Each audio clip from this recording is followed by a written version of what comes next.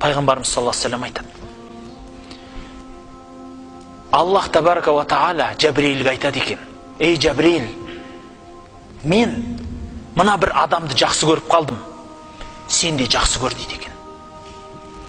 Жабриил ол кісіні жақсы көреді екен да бүкіл аспан халқына айтады екен, періштелерге: ей аспан халқы, Аллах мына кісіні жақсы көріп қалды, мен де жақсы көрдім, сендер де жақсы көріңдер дейді екен.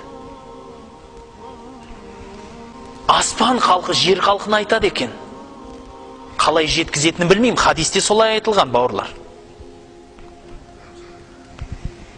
Аспан халқы айтады екен жер халқына: ей жер халқы, мына кісіні Аллах жақсы көрді, оны Жабриил жақсы көрді, оны біз де жақсы көрдік, енді сендер де жақсы көріңдер дейді екен. Оның сонда кім болды ол? Әулие болды емес пе? Қарапайым тілде айтқанда, дұрыс па? Қазақтың тілінде айтқанда әулие болды. Бекер айтпайды оны. Ибрахим Адхам деген бір кісі болған. Ибрахим Адхам деген патша болған екен. Бір күні о кісінің әдеті екен, үйіне кіріп келеді да, жаңа жататын уақытында бақшасын аралап қайтады.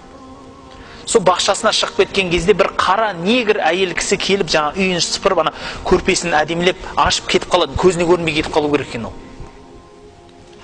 Бірақ ана бейшара негр әйел, анау патшаның жастығы қой енді, патшаның төсегі, соған бір отырып көрейші деп жамбасын қойып, басын жастыққа қойғаннан қорылдап кетеді ғой. Ана жұмсақтық қой енді, анау керемет нәрселер ғой. Өмір көрмеген кесе бір қара қатын бейшара құл ұйықтап жатыр ақ төсекте. Қамшыны алады да ұрады ғой.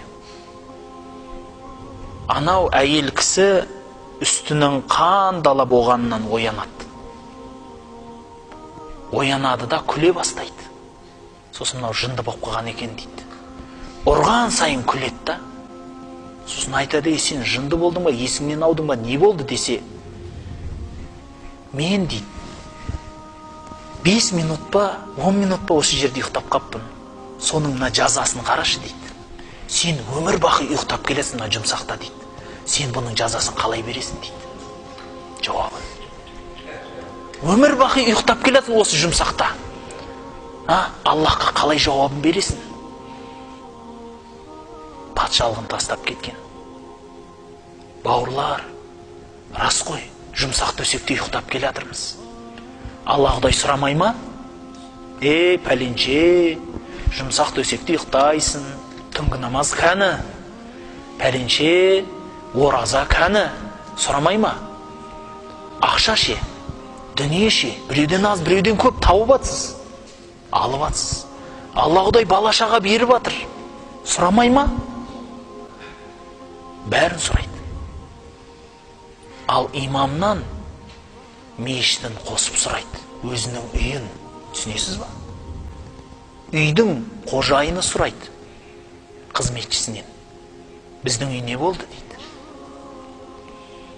Ана жерден су ағыпты, қарамадың.